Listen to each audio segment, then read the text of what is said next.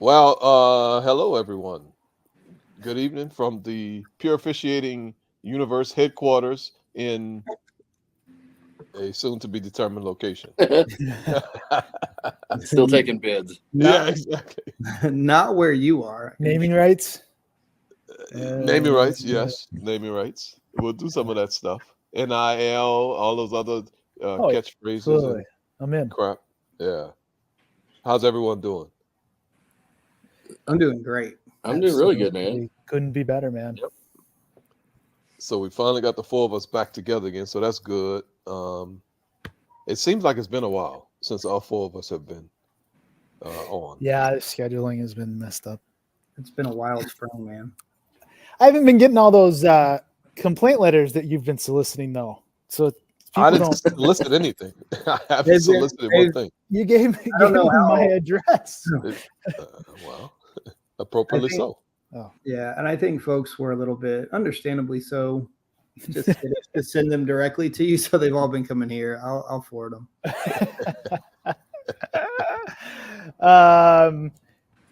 Football season never ends. You're up this weekend, right?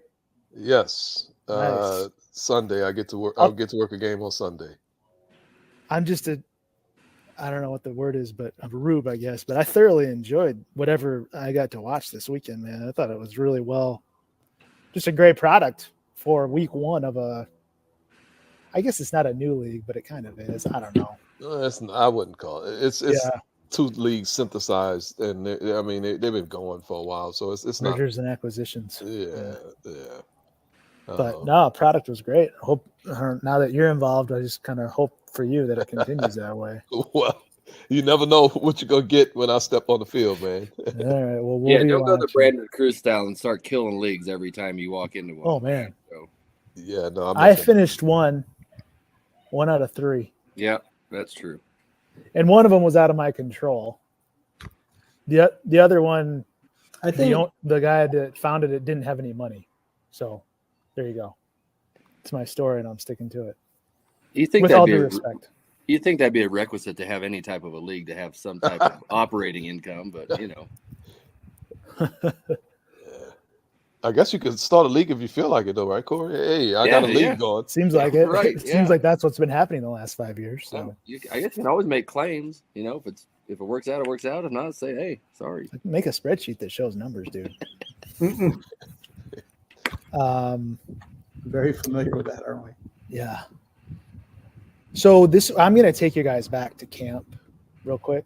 Actually, it's not a camp play, but correct me if I'm wrong. I'm pretty sure we had a situation like this at camp. We did, Um, and the gentleman you're is gonna- on that had this really, situation. Yes, really. So we're going to put up a poll, and I believe this was the first Phoenix camp back in 2022, when this very similar type of action happened. So we're watching that action at the Hash. Wait, Yeah. yes, it was. Remember the that? Thursday night? Yeah, it was. Only difference is it was on the backside of the place. So It was on the backside. Mm-hmm. yes, That's right. Well, which would make me well- vote a little differently. hang on. The poll's up. I know. So, okay, just make sure you know. I Oh, didn't you were want about to give it start- away. I'm not giving nothing away. No, We don't we're even know going the to right get answer. into. There's no answer. Well, there's no right answer. That's the thing. Mm. But there's no. Well, It could but be a that's- wrong answer. in the breakout the next day or the film review the next day, somebody was quite passionate about certain answers, and that somebody may or may not be continuously interrupting me on this platform. So, anyways, the poll's up. We're looking at that. Am I getting wind into my microphone, by the way? Don't No, you worry sound about great. it. Just keep going. Thank Great. you. I got kicked outside. Well, you guys can probably imagine. Yeah, why. we know. Mhm. We Yeah. know. So we're watching that action to the left hash, and we got to decide: is this an illegal blindside block, an illegal block in the back? Is it unnecessary roughness? Is it illegal contact? What? Or is it just legal? Right? And so It's either nobody's voting or the poll is not working. I don't know. Here it comes. we got a Why few. why didn't you put a file code for illegal contact? By the way, Because it doesn't exist, right? no, it Oh. does exist. That's a file. Wow. Illegal contact? Yeah, it's a file. Oh yeah, Mr. Big Time.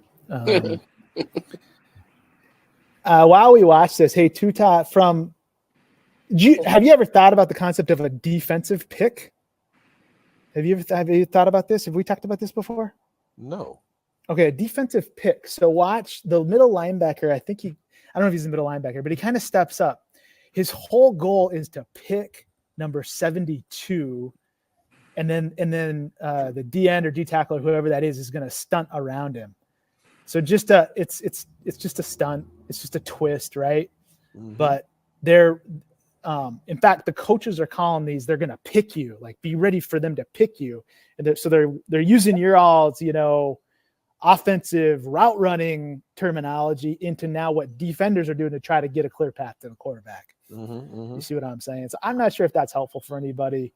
Sometimes it's kind of cool to learn what they're referring to, because then, hey, he held me. No, he just picked you. It's better than cool. I think it's important for us. I think it's important for us.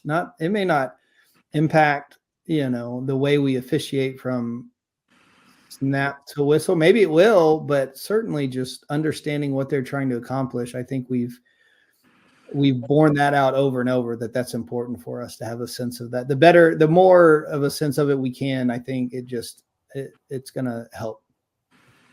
Yeah. So that guy walks up. He tries to pick. The running back does a good job in pass protection and allows the quarterback to get outside. Okay, let's talk about this spot real quick. I know we're still voting.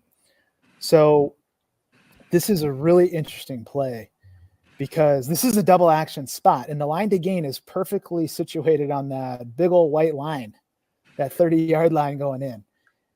And also, there's a little bit of smoke around. Is that a fumble? It's really not a fumble. He's down like twice. But so first of all, would you suggest, like, let's say this is a camp play and we're looking at this. Would you suggest the line of scrimmage official do anything different just with body language, signals, focus at all? I'm not trying All to lead the the above? witness. Well, yeah, because he's got him down and he is. But Right. What else would you suggest as a potential opportunity for improvement here? Remember a couple weeks ago when we talked about the back judge that kind of got off the rails when the play, it was an illegal blindside block play, and it was a deep punt towards the end zone, and the play kind of just surprised him, I think, and the returner reverse field and came right at him, and then by the end of the play, the back judge was running next to the returner as he was running out of bounds. I think this is a similar situation where sometimes our brains just cannot process so many things, and we just lose our mechanics. Like the line of scrimmage official was working down versus fumble, and he said, "You know what? I got this I got him down. This was not a fumble." And then I promise you, what happened was his brain told him, "Hey, man, remember the line to gain," and then he just probably just lost everything and just didn't know what to do and how to recover it. And I'm thinking that's pretty good analysis. I think you're spot on. Yeah. Man, I mean, and I don't how do you fix that? I don't know. I have no earthly idea. Just constantly make mistakes and then just figure out something a little bit better, something to improve upon, or some prompt or something. I mean, but there's no classroom situation where we could sit here and draw up something on the whiteboard and teach everybody, this is how you work this play in a confident manner. And we can all stand here on a pulpit and say, you need to be more confident and strong. But I mean, come on, man. I mean, sometimes we just lose it. No, I love it. I love how you tend to break those down. So the why we would want to work this better is if, we want to officiate this loose ball to its conclusion, even though we're ruling down. Absolutely. In games with instant replay, for sure, and maybe even games without. I'm not sure. We could have. I guess we could have a healthy conversation about that. Probably won't tonight, but we want to officiate this loose ball. We certainly got to see if somebody clocks somebody, unnecessarily, in an attempt to perhaps play through this whistle to get the loose ball, or somebody just takes the opportunity to, cheap shot or whatever. Right. So now the deep wing should have that if that happens, but I think general practice, we want to do that. So just quickly on this, we'll get to the poll. Here's what happened. Replay stops this. So we got him down, right? Replay stops this. And the announcers, and I just get the impression, maybe even me when I was watching this, was like, what are they looking at this for? Oh, they're welcome to the Scottsdale airport here. What are they looking at this for? It's like he's down twice. But you know what the replay official did? He didn't care about all that because he had smoke with the line to gain. So I thought it was just a really good job by the replay official understanding all the reviewable elements. Hey, our line to gain's obviously a good pre-snap routine, knowing the line to gain's 30. Great double action opportunity to get into this. He's got the view to change it. It's short. So he's short, double action. I don't know if any of these angles show that. I kind of think they do. Short double action. We're going to put the ball short of the line to gain. Tuta, the referee's announcement addressed both elements. It was great. It was just really, really good. It was, because I don't think we do that often enough in these situations. Right. After reviewing the play, the ruling of the runner being down is confirmed. However, when the runner's knee was down, the ball was short of the line to gain. It'll be fourth down because this is a third down play going to fourth down if he's short. Right. So I just thought that was a really excellent job by the crew, especially the replay official, probably the communicator as well, and then the referee to be the reporter there. Yeah. Right. Yeah.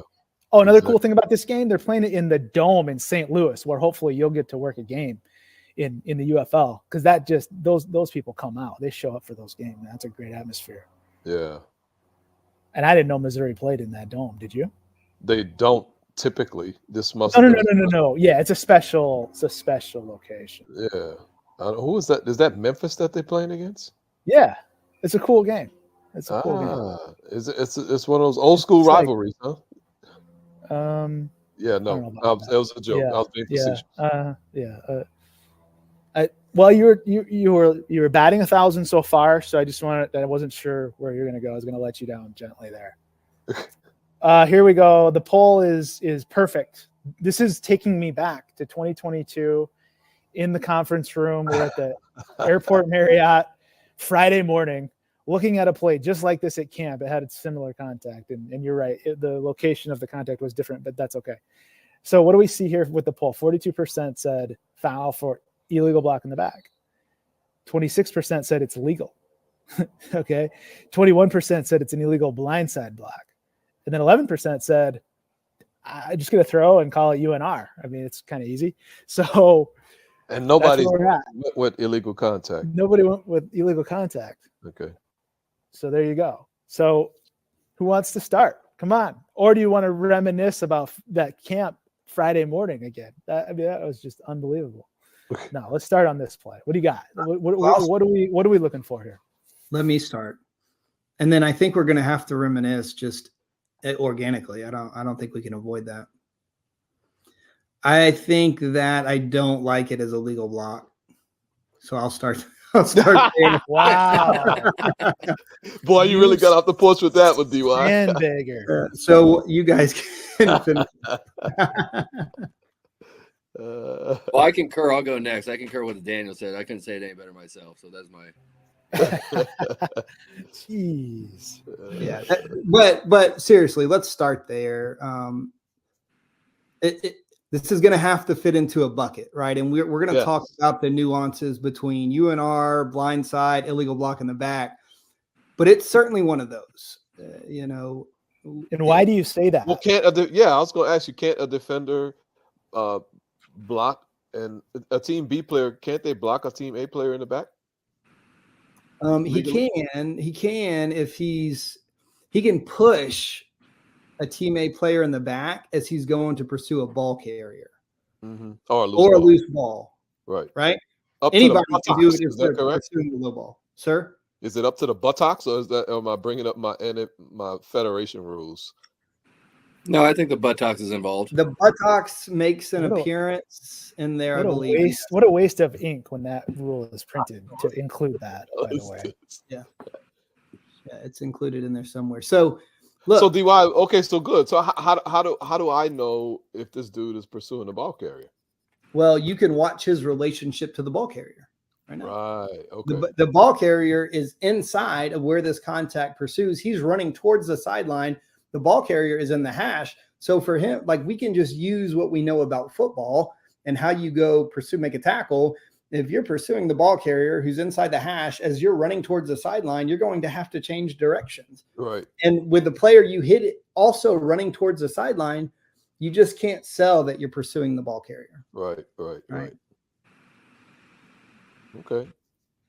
Because if I'm coaching him, well, first of all, Memphis defense would be in big trouble. But if I'm coaching him, I'm saying, what are you doing, dude? You had every opportunity to make this tackle 5 yards beyond, or 5 yards before he got tackled, or 10 yards before he got tackled, if you just stop and pursue him. Yeah, he blocked himself. Yeah. You know. Let me ask you this: if so, the quarterback is still behind the line of scrimmage when the block occurred. If we're can we say that is a legal block because he's simply chucking a wide receiver who has not gotten to, what is it? You can chuck up to the line, up until the point in time when we occupy the same line of scrimmage or yard line. Yeah. So can we say that, man, this dude is still a legal, he's a wide receiver. The pass could be legally thrown forward to him. Why can't I just chuck this dude? You can legally block a receiver. That's the key. The word chuck does not appear. It's legally block. You can legally block him. Yeah. And so then we have to decide. I mean, obviously, we've already tossed out legal blocks, so we have to find out which bucket it goes in. Right. Yeah. So, which means you can't block him from behind as just a receiver using that scenario, and you can't block him low. So it's got to be from the front and above the waist, and you can't grab him. Good. Okay. So see, that's the conversation I was trying to elicit by saying that it's not a legal block for everybody who is making fun of me. Okay, so then go ahead, Corey. I mean, because I wasn't at that first Phoenix camp, so I don't know. So I'm just going to come into this blind, then you guys can reminisce. But, I was between both blindside and illegal block in the back. But to me, this has a much more punitive component to it. So I kind of was leaning towards the blindside block because it is a punishing hit. This guy has no chance to defend himself, which I guess you can say that about a block in the back. But I would just feel more comfortable on the field calling the illegal blindside block against the defender versus block in the back. And I have no basis and rule to say that or philosophy or standards. It just feels better saying that versus block in the back. Well, I think so. I'll just jump on that bandwagon and we can continue to go over it. But the reason I think that's appropriate, Corey, is look, so, okay, we've established within our little group, it's not a legal block. Okay. So what is it? Well, certainly the contact is in the back above the waist. And so we can check that box, right? I think we can say it is an illegal block in the back. Right. So then the next consideration is, okay, is that all it is? Is that all that it is? Or does it does it check the boxes for a blindside block? And if it does, it does. That's what it is. And if it doesn't, then it doesn't. So what if I say I'm looking at a dude use his hands to push this dude? How can we call that an illegal blindside block? This dude uses his hands. So if that's how you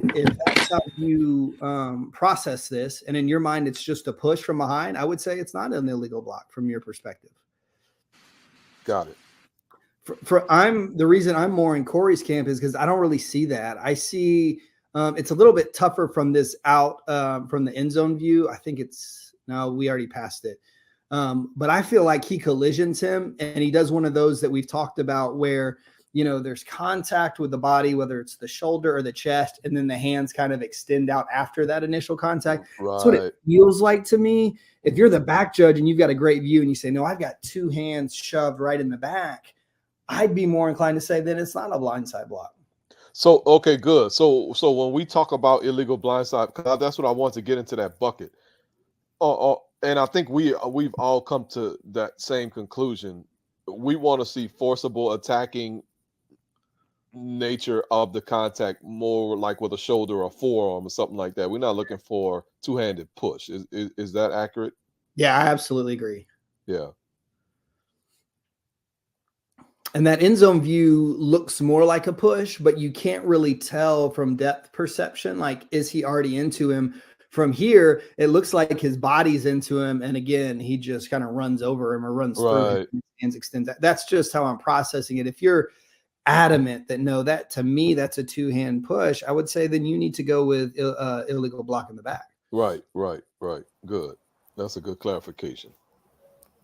Okay, so why can't we just go UNR? Forget about the blindside block stuff. He just goes after this guy. Quite clearly to me, this is like targeting the back of a receiver. So he just goes after this guy who can't protect himself. So why can't we just go UNR then? Well, that's all Tuta wanted to do in Phoenix was just UNR. Yeah, so we can overlay the reminiscing part. So I believe your comment, which I'm sure you're going to disagree with here, was it's UNR or nothing, I believe was your comment. That sounds right.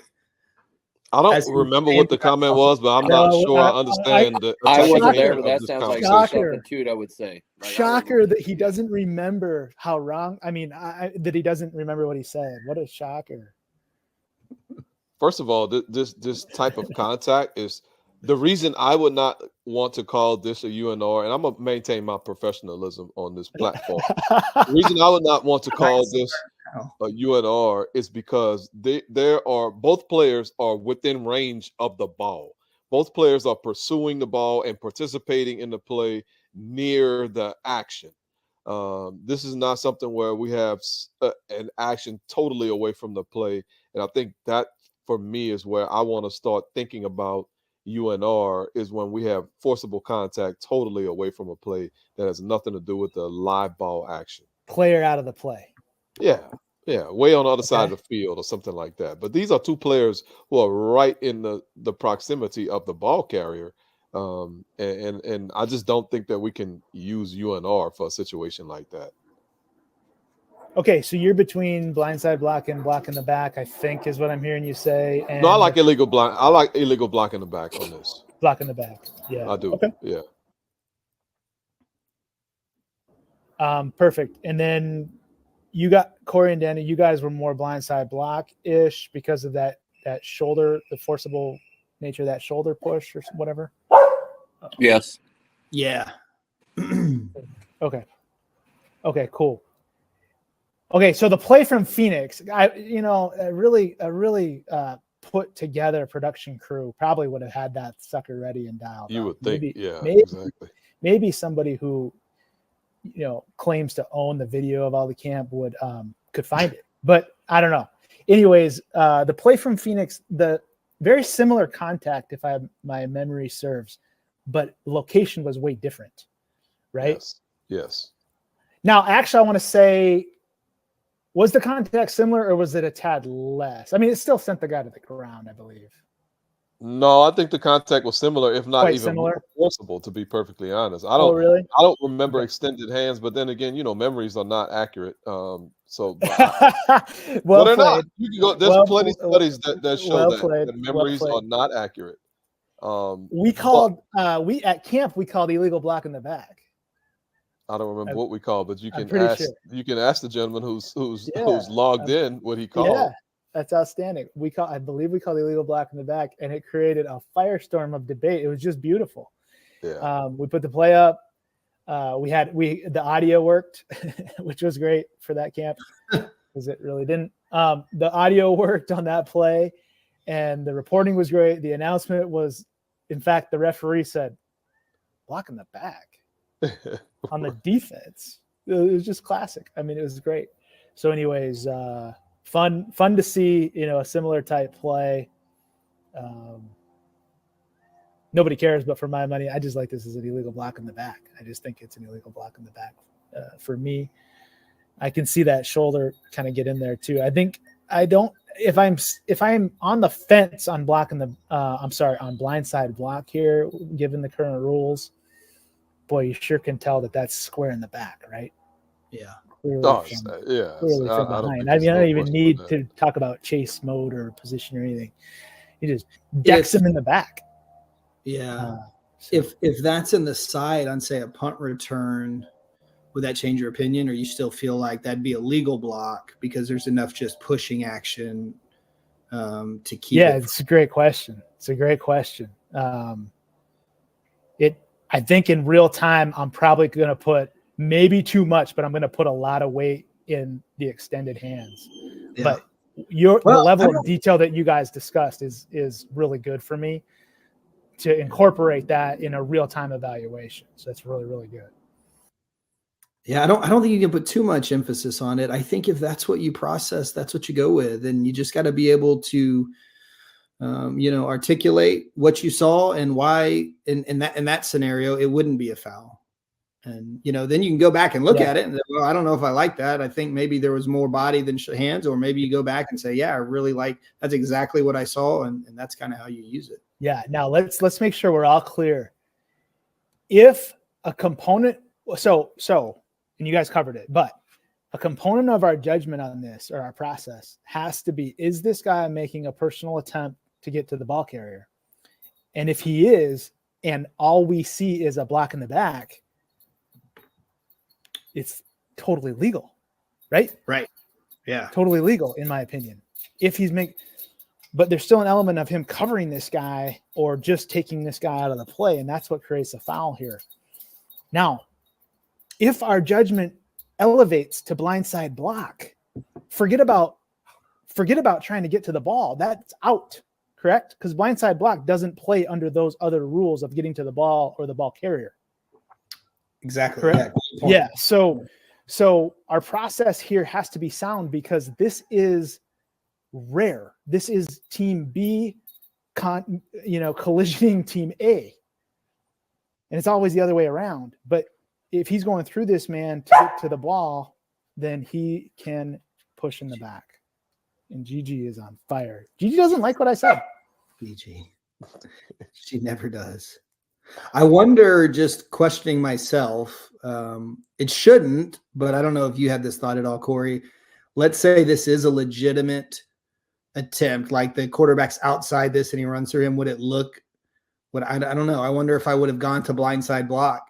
Or if that shouldn't change it, right? Like the elements, because you just made the point very well that the elements are the elements, but it's just, sometimes the way you process and see things. I don't know. It's interesting to think about. Yeah. I think body.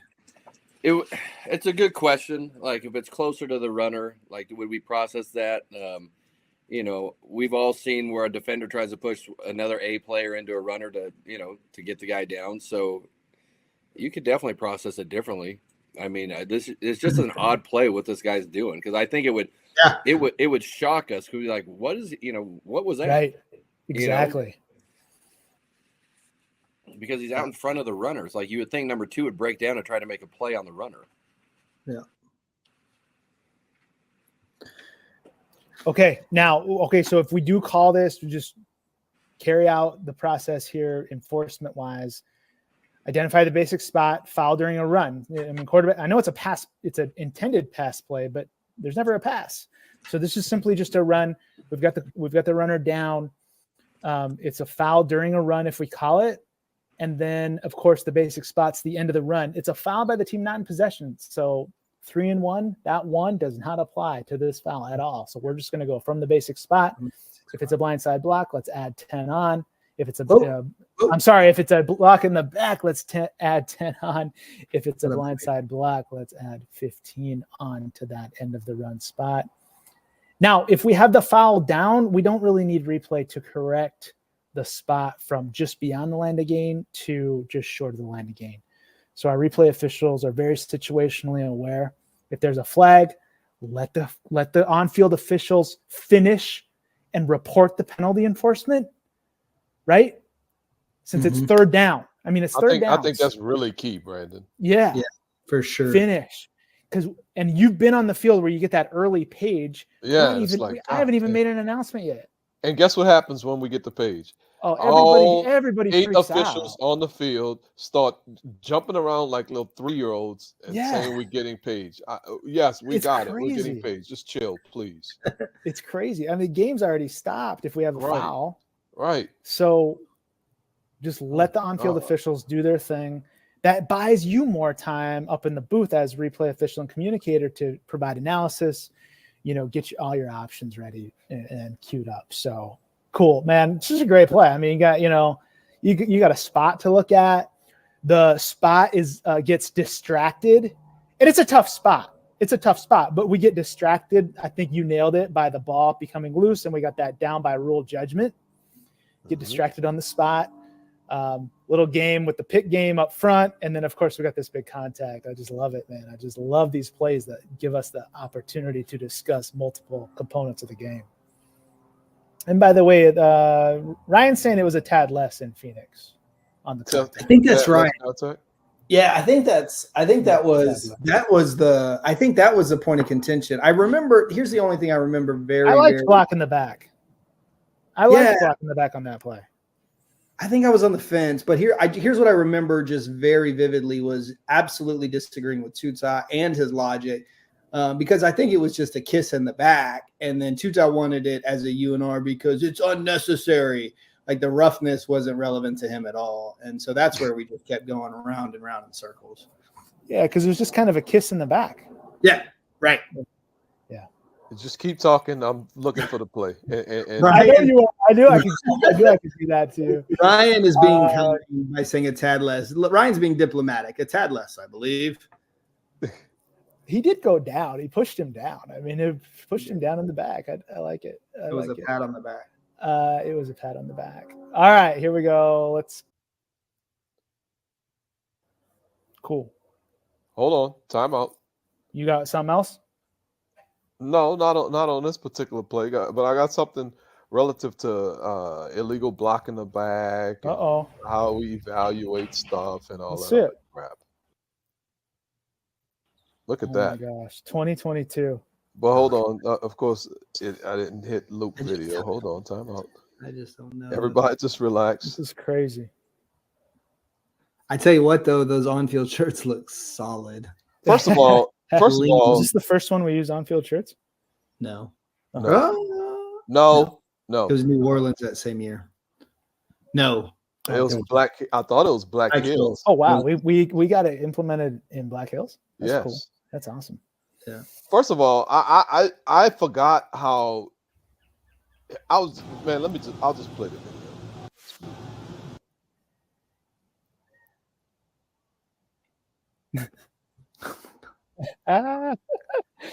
For Ryan to even see this, to me, is phenomenal. Just phenomenal. I forgot how great it was. For him to see this contact and rule on it. Yeah. Absolutely. Yeah. That's where we started in the Friday session. It's just the mechanics of everything. I don't even know. We may have done the visual mechanics exercise. I'm probably making that up on the fly. But I think that I remember that being a great discussion point and an attaboy.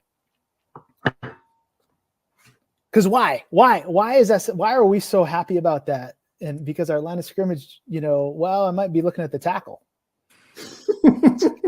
You didn't pull the announcement. What the hell? You can only do so much. Just calm down, man. I mean, did we talk about the underhand flag toss? I mean, did you guys? Well, we don't want to go too far. Easy. Ryan, we know you weren't looking at the tackle. I'm sorry Brandon said that. So, looking at this particular play, how about we have a similar discussion on? I guess we could put the poll question back up. I don't know. I don't think you can do that, but I don't know. What? No, I would be interested to know what folks are thinking. Because as I look at this before, I don't know what y'all accuse me of, but I don't know if I would say that this is UNR or nothing. Oh, you said that 100%. I don't know. And we're ready to fight everybody. You were. I've never fought anybody in my life. Oh, you wanted to. Verbally. And you always threaten to. It's weird. I know. We got to talk about that. Yeah. Man, this play is weird. This is way more weird than the last play. I'm sorry. It totally is. The contact is way more borderline, but it's way further away. Way further away. It's like, what is this dude doing? Like, what? But how can you say this? There he is. I mean, There how can he you is. say this is not a block in the back? He's getting back. He's You getting can't back. possibly say this is not a block in the back. It's impossible to say this is not a block in Right. the back. No, you're right. You can't say that for But you get- sure. But we were conceptualizing blocks in the back. I feel like maybe a little differently than where Really? we were thinking about it. I don't know. Maybe not. Maybe this is a stretch, but because it's a long time ago. In terms of like safety or not, more like impact, right? Remember we used to think about a block in the back like Yeah. that, but I Yeah. know Well, it shifted at some point to where he goes to the ground. It doesn't matter. yeah, I think that was longer ago than this. Okay, you don't know. I do. Can we consider personal foul on this? I would not ever want to call this an illegal blindside block because there's just No. no attacking Personal foul nature. is what you said, Tuta. That's what you were saying. I, You are, because it's unnecessary. It was- I understand what I'm being accused of, but I'm asking Man, today. If you look at that's this video. What's crazy is it's like almost 2 years. It's not 2 years to the day. It's just a little over 2 years.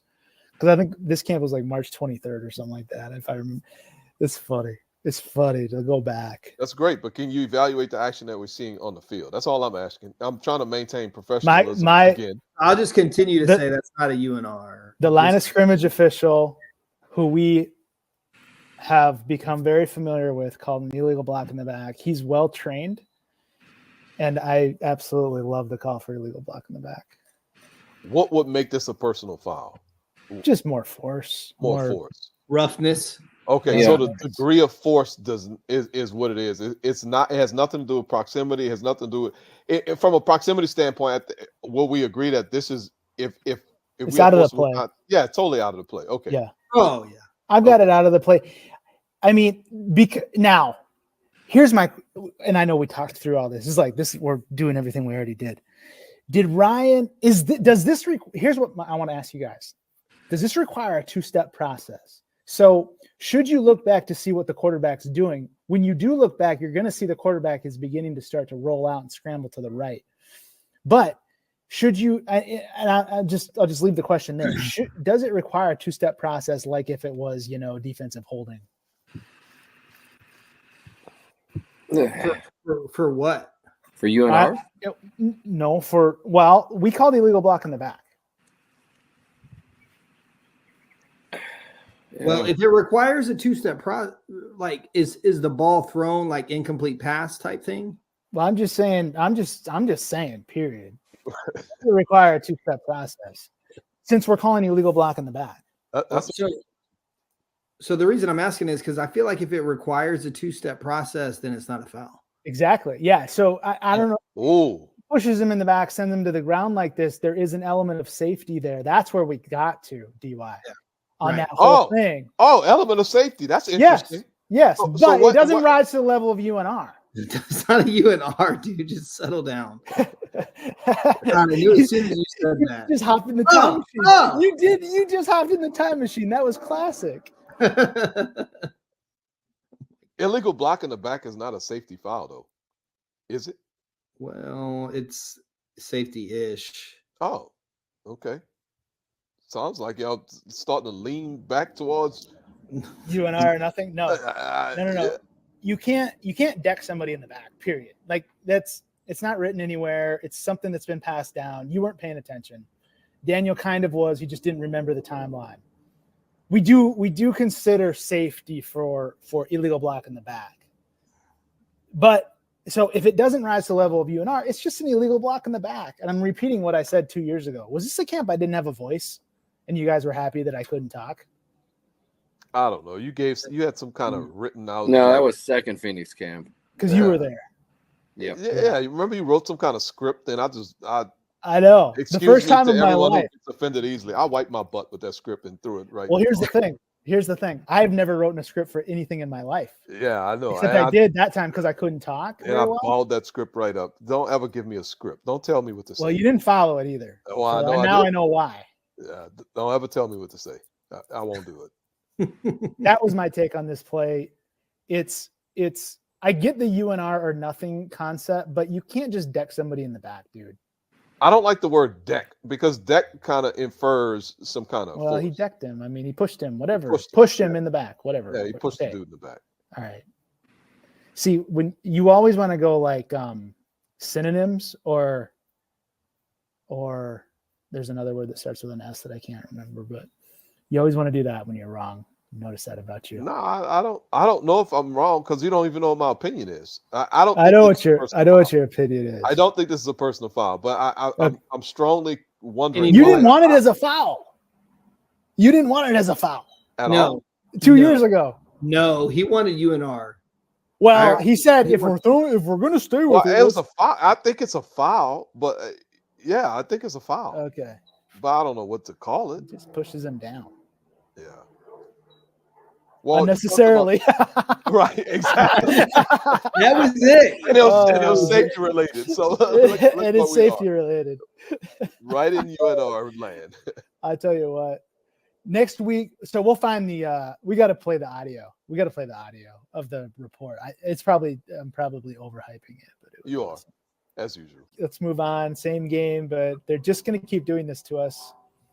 They're just going to keep doing this to us. We owe it to the game to keep studying this, so let's keep doing it. We're going to get, and I think the umpires' mechanics are pretty good, but let's try to figure this out. So we're going to get a block at the second level, and this touchdown seals the game. Like this, so these plays are always massive.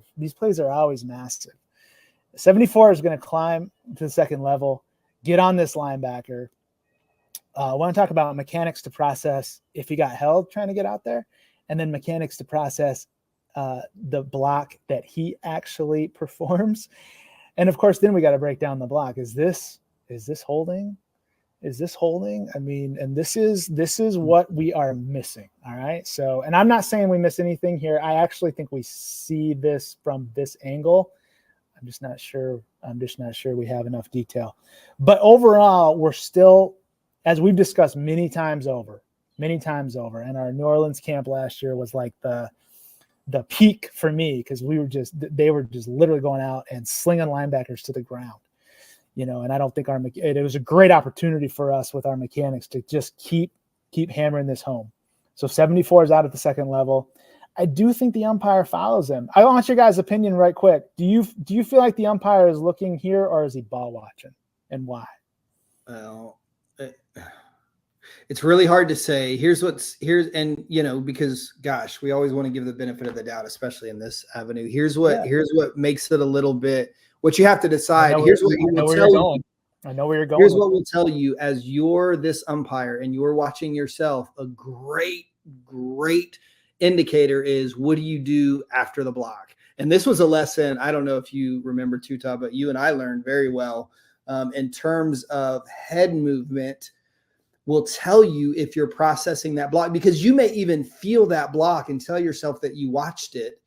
But if your head movement continues with the runner as he runs, it's a really good indicator that maybe you saw it, but didn't process it, make a decision about it, consider it. And so that's what I really want to watch myself if I'm the umpire is, do I see that block and my head stays there as the runner continues to run to my right towards the end zone? Or do I smooth pursuit with him and just kind of see the block is in my field of vision? We can't deny that. But then do we stay there, judge all of those elements, make a decision, and now do something else? Or do we just kind of move through it and continue to follow that runner? Oh, yeah. I love that. Also the feet. So I was way off of that. Right. So for me, when I move my feet this early, I didn't see the block. Oh, that's great. Yep. I didn't see the block. And that's just me now. I'm just talking me. So if this is me, I didn't see this block because of my feet movement. Well, that's a great point, Brandon, because like we think about what the umpire is responsible here, there's just no reason.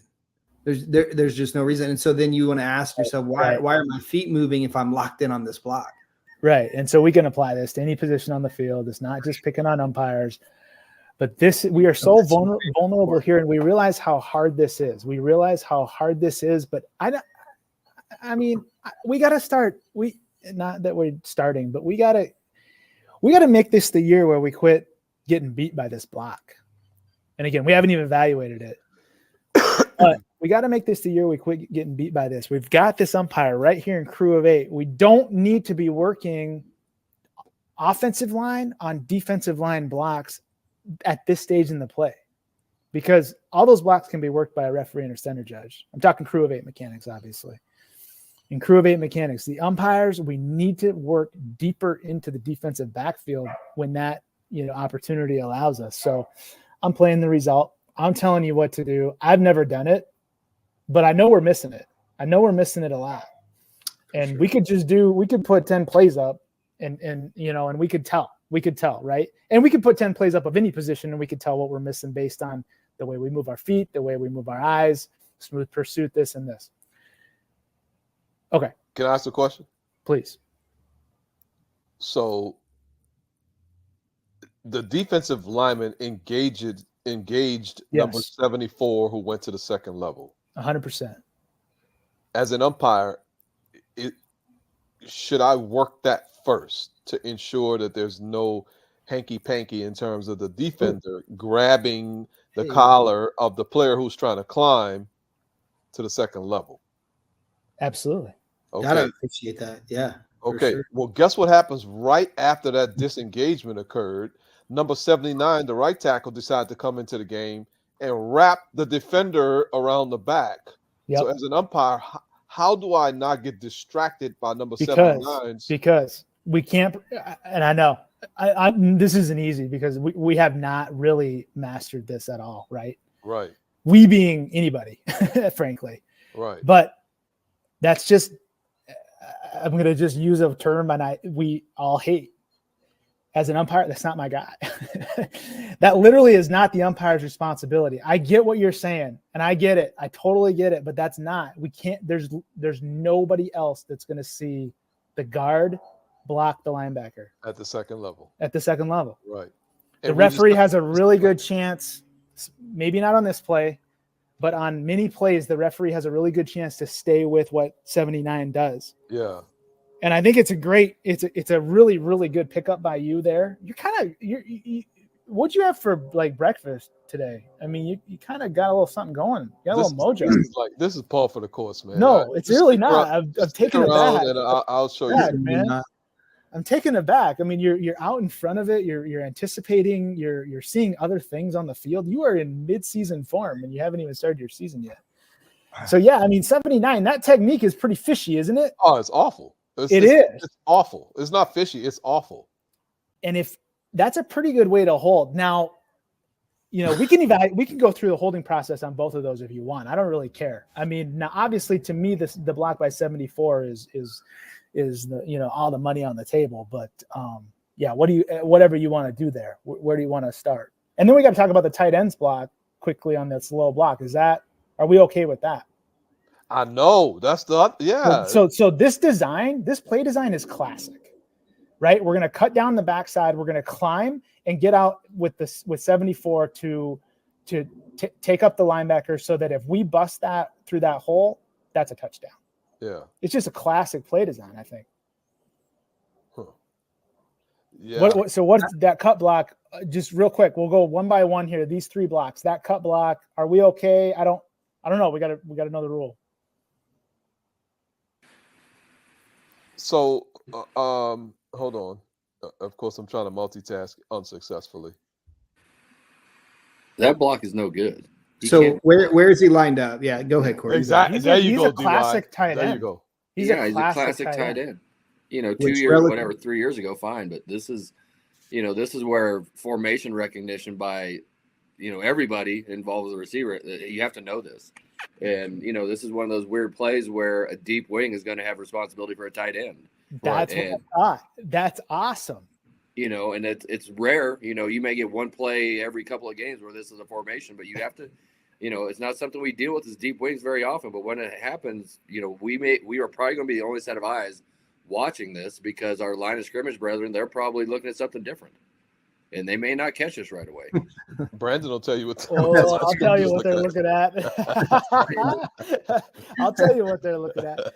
Okay, good. So this, when was this rule put in place? Was it new this year or the year before? That thing is Year before, I feel like. Yeah, I want to say year before. It's but- all good. It's all good. But here's the thing. So this formation, we get beat. Like we got beat by this formation then because that is, to your point, that's the widest, right? He's Widest a tight eligible end. He's line. not in the tackle box. That's easy. No, I should know, be. but we got beat. So I mean, if it's Right. easy, then we should probably have 2 or 3 flags. Right. But it's obviously not easy because we got beat by the formation and the mechanics. No. You know what we got beat by? What? Our pre-snap routine. Well, and there and it I is. can show a play exactly similar to this on an illegal block below the waist that was clear and obvious to everybody in the world except for the referee, who did not have a very strong pre-snap routine and had no idea where the player came from. Easy Okay. blocking the block below the waist. Below the waist, sure. Yeah. And that's the same thing here. I promise you what happened was we just didn't have a very strong pre-snap routine because there's nobody in the world who can't easily see that that's a block below the waist. Exactly. Okay, good. Okay, so that's that one. This is a great play for us all to Oh, it's a work. tremendous play. Just outstanding. All right, let's work. Let's save in my opinion, let's talk 79 first. So 79 is on the wrong side of the defender. Yes. Uses his right arm to kind of grab the shoulder and basically, God, what did they call this a couple years ago? I can't remember. Crab block.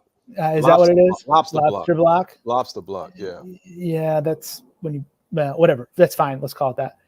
But so now there's restriction there, right? Yes. Okay. So we talked about technique. We talked about blocking position and all that good stuff. There is restriction. Are we going to say that the ball is past this and therefore pass on this? Or are we going to say that proximity wise, this is okay to the point of attack and we should have this as holding if we see it? I personally think that the ball is gone by the time the restriction occurred, and I'm not convinced that the degree of restriction relative to the proximity of the ball warrants a foul as well. And then here's I'm not gonna say that part because I'm gonna get flamed. When would that have ever happened in the past? No, I think the ball is gone by the time this Okay. restriction occurred, and the restriction was very slight.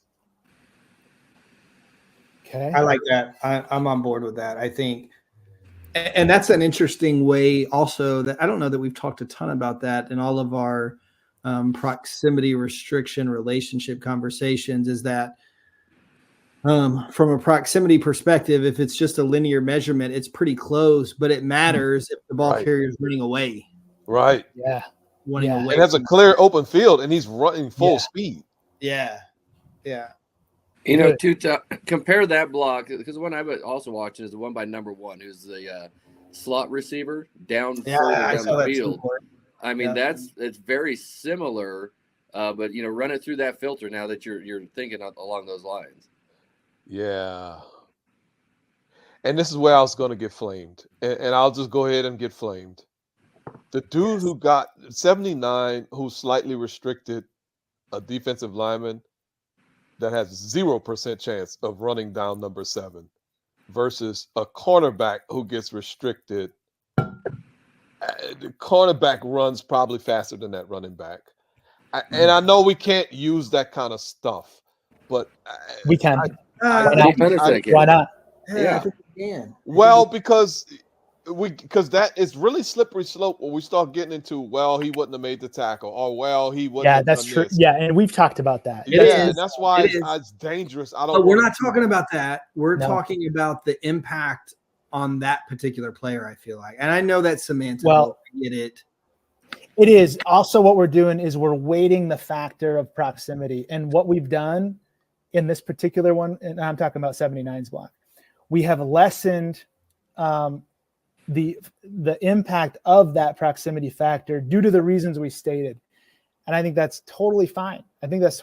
You said the player is already achieved an open field run and he's passed him. And this guy's not going to catch him. This Yeah, guy's no just chance. not going to No catch him. chance. No chance. This of guy's not catching. going to. 79 commits an illegal act, but it's not a foul. Okay, it's just not a foul for those reasons. So I think we're okay to do that. But well, how can we be disciplined then and not do that when we're talking about, let's say this is a stretch play and 7 is running laterally, and now we have a similar restriction or maybe even more of a restriction. It'll be real easy for us to say, man, that defensive lineman can't run down that running back. It'll be real easy for us to say that. So how do we stay disciplined and not go to that point? I guess, I don't know. I mean, that's for all of us to answer and work on continuously, which we all need to. Almost the bigger challenge, in my opinion, is how do we not use that as an excuse to not call holding, when we really shouldn't? Because you can make a lot of excuses and your brain processes these actions. That's my favorite, to not call holding. Absolutely. He couldn't have tackled him. That's right. And we don't call it.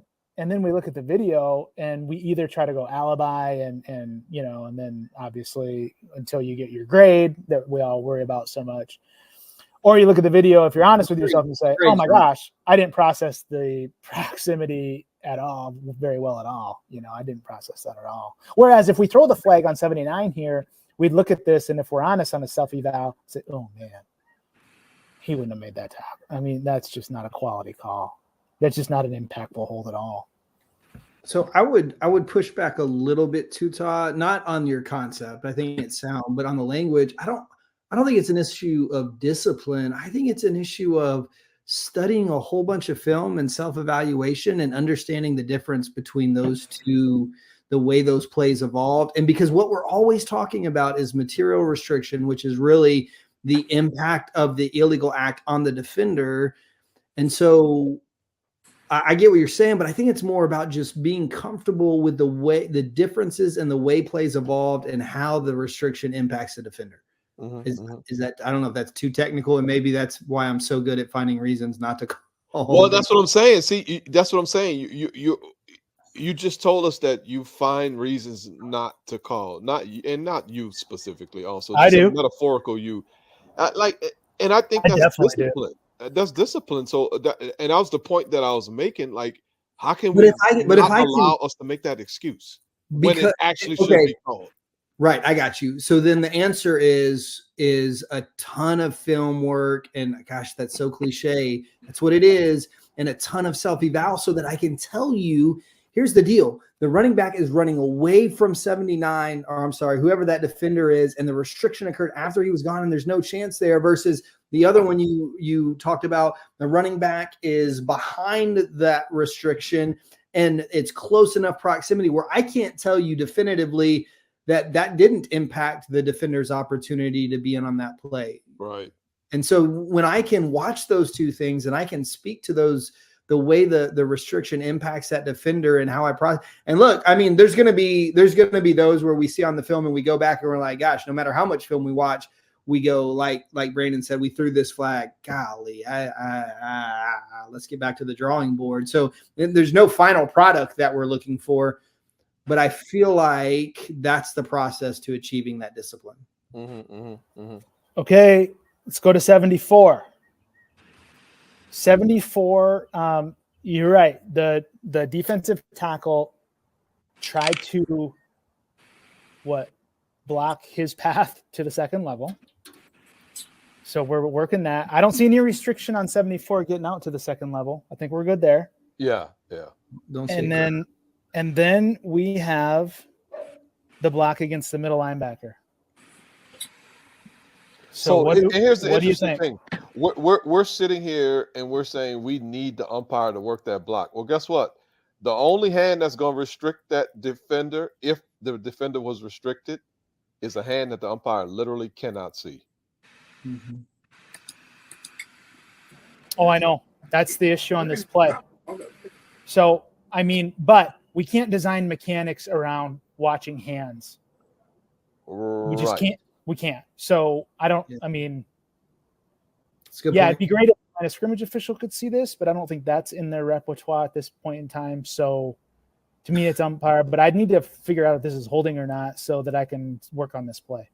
So what do you think? If we're watching film, then we can see a left hand in the collar. In the collar. With a pull down. Right. at the point of attack. Oh, Directly. man, the timing of that little pull down is impeccable, isn't it? Oh, it's amazing. It's everything. It's a touchdown. Yeah, and his hand is clearly in the collar. Clearly in the collar. And pulling. And yeah, he's pulling his Right hand there. on the dude. And you can see it in the shoulders of 9, because here's what I was also thinking about. Look, I think we need to revisit the line of scrimmage. I get where you're at, but I think that's like, let's just have that conversation, because that's what this avenue is for. But also from a back judge perspective, this is a great play. It's not as easy, and this may sound weird because it's not as fast, so it doesn't as flash at you. So I could see us getting caught on a different block. As a back judge, this is absolutely the block we want to be officiating, understanding that it's still the umpire is primary responsibility, but it's very, I'm not going to see that hand. It's going to look everything like a drive block, but man, if I could process B9's shoulders, dip forward right when the running back gets there and not fall in love with the running back running at me and getting to the goal line. Oh, that'd be a fantastic call. Be a fantastic call. It would. It would. It would. Okay. That's interesting. I like that. Now, so you're saying you're not on that inside slot? Oh, yeah, to start with. I mean, no. Not at all, because he's got so much space between that defender. I'm going to read run block immediately. I'm never going to come back to him until maybe that very end. Okay. So you're expecting who then to be watching that? Deep wing?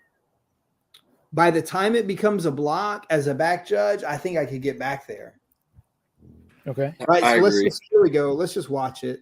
Right. So I'm inside at this point. Right. Wow. We're probably on different All snap. I'm timing. feeling run. I'm on that block, and now I'm coming maybe to that second level block. Oh, yeah. I see what you're saying with that delay. Block. Yeah. There's quite a big delay in there, but that's fine. Yeah. Kenny asked the question, and I totally agree with what Kenny's asking. Both wide receiver and DBs, they're not doing anything, because really the wide receivers are stalk blocking. They're doing this old fake running a route crap, and the DBs are happy to run with them, and neither one of them are really even engaging. So as a deep wing, I would love if we just look through that and look down to the more impactful block, which is right at the point of attack, which happens to be number 74's block. But then we got to be disciplined enough after we clear 74's block, get back out to those two players who are those two blocks that are now a lot more impactful as the runner matriculates down the field. Yeah, and I think my final comment is, for a defender, sell this hold a little more for me, will you please? I mean, we can get this if you sell it for us. Put an arm up. No, I'm kidding, but I'm not actually. I mean, I'll stumble a little more, right? Come on. Yeah. Yeah, for sure. No, that's real. But that's okay. He's just trying to play football after getting held. Whew. I don't think the umpire is going to call this. Doesn't mean we don't want to be looking there. Got to be looking there. Absolutely got to be looking there. And it's a really good get talking about, what happened with 79. I mean, that's just really good for mechanics. 74 is already out there holding. It's just awesome. So we talked about hand placement, not seeing hand, guessing on the block, and really not even some people may think it's guessing, but it's really reading body mechanics. Had this linebacker done what he should have done and had his shoulders pulled down to a more lateral position, we could easily throw that from an umpire position. I like that. Yeah, and we're used to seeing holding, and it almost appears to us when the colors separate. Here, oddly, the left hand in the collar grabbing and pulls him back in. Yeah. Pulls him back in, which is really, and that causes the shoulder dip. This is a good play to study. Yeah. So you talk about two-step process, Brandon. Oh, here we go. Yeah, exactly. On DHs. So there's unfortunately, there's only one angle of this play, just like the last one that we saw. We're looking at the nose guard. There's no question about it. He restricted the center from getting to the second level. And the question becomes, Do we need a two-step process similar to DHs on eligible receivers, or is this just a foul? Similar to and Yeah, it's man, halfway that's a close to great. our I discussion that we love had it. before on the Yeah, last play. yeah. I mean, can you? How do we evaluate that? What do we do? Yes. Yes, it's We what? need a two-step process. We need a two-step process. Okay. Why? Well, because it's one of those blocks that we're gonna. It's not a safety issue, so we're gonna work on material restriction. And if we're gonna decide if it's materially restricted, we have to know what else is going on in the scope of the play. Gotcha. In my So opinion, I don't know that anybody else believes that, but that's my No, I perspective. do too. I mean, the whole material, the word material implies impact to the play. right. So if it's not a material restriction, then it doesn't have any impact on the play, and therefore it really shouldn't be called in most cases. You know, I don't ever like to talk in absolutes with this stuff, but that's what the two-step process exists for. So our offensive holding process has a lot of steps and a lot of elements and, you know, factors that we move up and down. We move the dials up and down, right, to figure out if it's material restriction, meaning did it impact the play enough for us to throw our flag? Right. We need that here, in my opinion. Yeah, and that's I think I agree with that. Like DH on a lineman, the whole point is because the lineman, offensive lineman, is prevented from blocking a player that he needs to block to impact the play.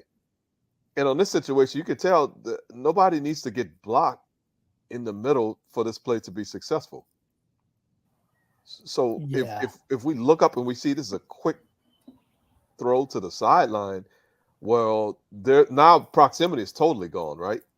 But have we Well, used proximity for DH? We've not done that.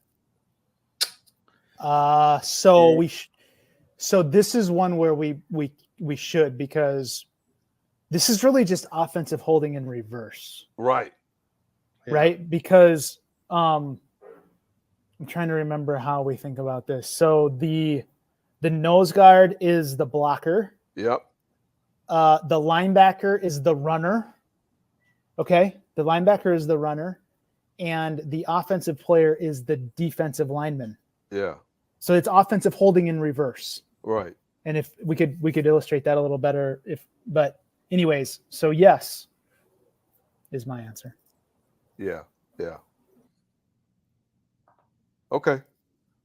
Well, I thought this play was interesting. Oh, it's really good. I mean, it's really good, because what do I think we do here? I think we just fire on the action. Oh yeah, exactly. You know, and I'm not sure if you heard this from your clinician a couple months ago that you keep talking about, but he coined a great phrase, and I don't know at what point he coined it, but he shared it. And it's, you know, we throw on the impact. We see the action, we throw on the impact. We don't throw on the action. When we throw on the action, we're leaving the impact up to somebody else. And it's a really good way to think about when we throw our flag, what control do we have? Well, if I throw the flag on the impact, on the fouls that are necessary to have impact, right? Like you said, Right. DY, it's safety related, whatever. Right.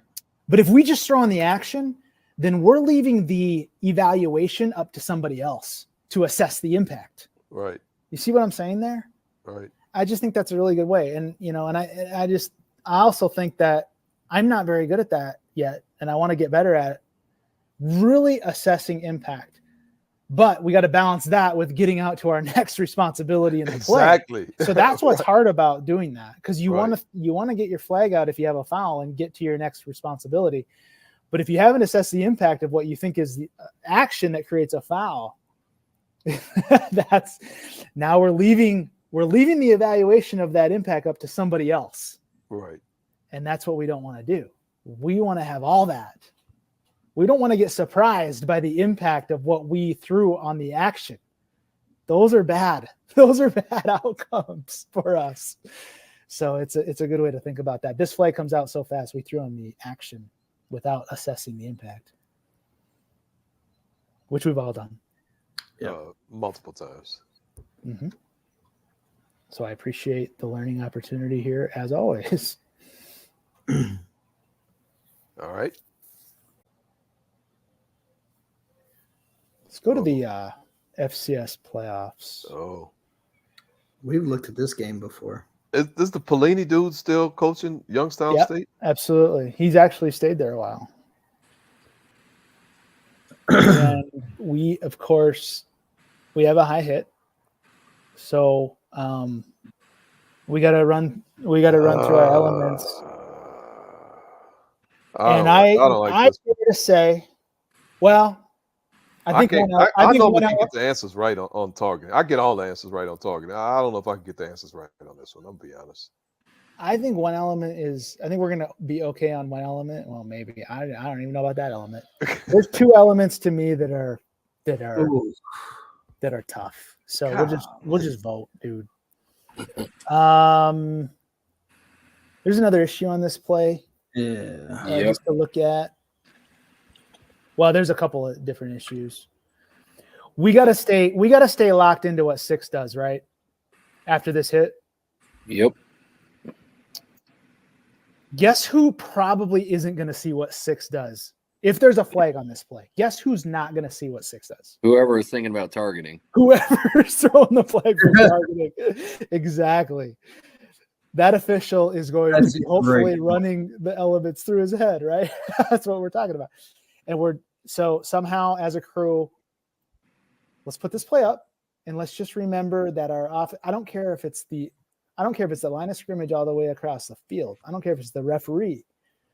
I don't care if it's the deep wing, right? All the way across the field. Somebody just know what 6 is doing and build yourself a threshold for taunting, standing over a player on the field. Does he do enough? Does he quit in time? Whatever. I don't even want to talk about that because I hate that personally. But I hate to see it and I hate to call it and I hate when it happens and we don't call it when it should. I just don't like it. I don't even know what to call it. So there's my struggle for you. But we need to talk about this as a crew because whoever's evaluating the targeting is not going to see this. Right? For sure. Anything else? Like, I don't know if do you guys think about that any differently? I'm kind of talking a lot, which I've been accused of. Yeah. Yeah, I mean, if you're going through if you're processing this in this, in the manner in which we do, in the speed in which we do, our mind is gonna be in the muck. I don't see us clearing out of that and getting a clear head on this one. So I agree with you. It'd be really. I'm not saying it would never happen, but I think it'd be rare if it were to happen. Yeah. As we finish voting, and the votes are outstanding as always for us, for our purpose. Also either the right guard or the right tackle. Where are we at now? I know that we've talked a lot about OPI on these types of plays. This is not a consideration for OPI, even though there's contact. And I know there's a lot of replays of this hit, so it's kind of hard. So once it kind of loops back around, but the right tackle does indeed break the 3-yard plane prior to the pass being released, or maybe it's not the right tackle. Left. Oh wow, it's the left tackle. Left guard. Left guard. Yeah. I think I'm 0 for 4 on that one. Okay, so we know that. We'll finish voting. We know that we got trips left. So even though that's the left guard now, thank you for the correction. We're gonna need in a game. What are our mechanics in this game? If it's umpire in the backfield, this is gonna only be the line of scrimmage opposite the trips formation to evaluate this for IDP. If we have crew of 8 or we have traditional umpire, perhaps the umpire can help that line of scrimmage official. Beyond that, are we working plain? What's the latest guidance? Are we working the 3-yard plane and we want that always for IDP? Do we need the whole body? Do we want to be selective and assess impact? What are we doing now for IDP? I think it depends on what conference you work in and who your supervisor is. But Oh boy. we use a healthy 3. And a healthy 3, you can translate that to 4 if you want to, but we use a No healthy. matter the play design. We ain't using planes. Yeah, we're not using Okay. that as a plane. So this probably would not qualify as a healthy 3, I'm guessing. Or would it? I don't think this is a healthy 3. Okay. If you call that, it's a correct call. Exactly. So if you That's not a ringing endorsement, I would say. yeah, we'll use the S word for you on Support. that one. Yeah. I think yes.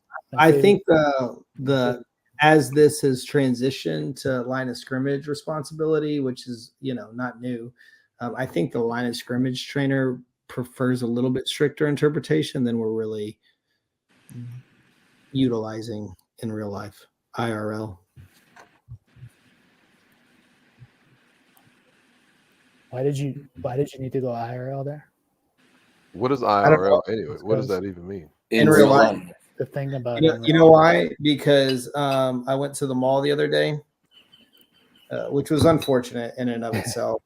well, that would be it. It was, but it had a billboard and it said something like "Come to the mall." It's like online shopping except IRL. I thought that was clever. Okay, that's dumb. I'm sorry. That's horrible. You stupid. So on the topic of the taunting potential, DJ says, shouldn't the back judge be able to evaluate everything here? It's all in the same spot. I mean, it's a great yes. What's so? I mean, what? Yeah, theoretically, it's Right. 100% correct. Yeah, I you're just think swimming through targeting right there. our brains are an interesting machine. I mean, when you're so locked into one thing, it's so easy to not even notice that 6 is taunting this guy. It's so easy. Yeah, if you're wondering if 4 is alive, you may miss. Yeah. Now look, here's what I'll say: if you automatically, that's targeting, right, and you just click, you may be able to look up and then see 6 doing that. I mean, it's not impossible, but in general, it's really, really hard with those two things happening back to back, and the first thing requiring so much nuance and under like perception of detail. It's really hard to shift. Really hard. All right, here we Not go. impossible. Okay, let's work element by element. This one's going to be a challenge because so 7 of the 8 options have votes. Okay. Let's see, 6, 12.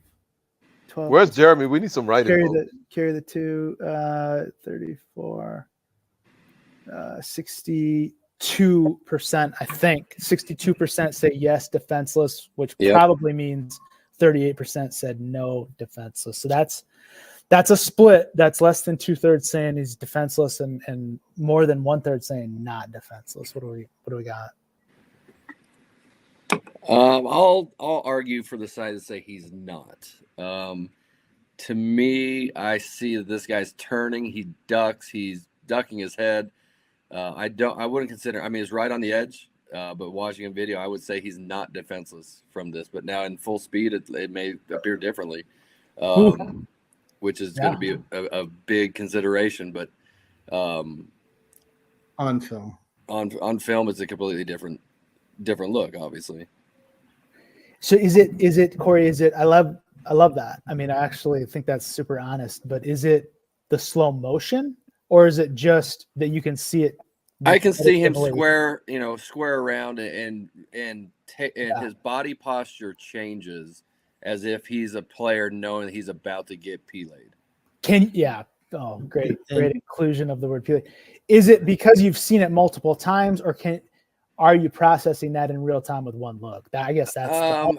I mean, I would hope that I would see that real time with one look, but that's the challenge. I mean, that's the challenge. That's why we do this, right? That's why we watch this, over and over to hopefully let our brain do some training. Times.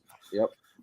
Okay, so if we set up a experiment where we just run this play for you 100 times and you're on the field hopefully by like time 50, you're going to be as consistent as possible, is basically what I'm hearing you say. Well, I mean, I'd hope so. I mean, it's all training for your eyes and for your brain and how we process Absolutely. And so, it's funny. I've been going through trying to get my 16-year-old girls into video with their volleyball and using the same thing as like, if you see this stuff, your brain starts to exercise itself and starts to rewire itself. And so that's exactly why we do this. And so for those of us like, well, why don't we just get to whether it's targeting or not? Well, that would defeat the entire purpose of the exercise. So this isn't a history exam.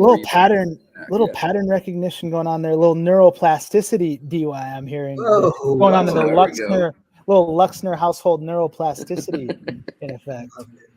Talk to me about defenseless, DY. What do you mean? Luxner put himself out there. What are you going to do? You're not that brave. I love Corey just going for it. Going right for it. And here's what I saw. Here's what stuck out to me in slow motion after the 8th time was 4 responds to the incoming threat. That's just from his body language. That's what stood out to me because it's very close. And again, whether or not we're going to perceive that really slight reaction on the field, who knows? It could just be on the field. The time may speak to you. Who knows? But what I would want to do is watch this 7 billion times like we tend to do with targeting. And I think we've helped facilitate that because I just see I just see a response to what's about to happen. And so I feel like there is enough time for him to transition to that space where he has the opportunity to defend himself, in my opinion. So I thought the exact same thing Corey did.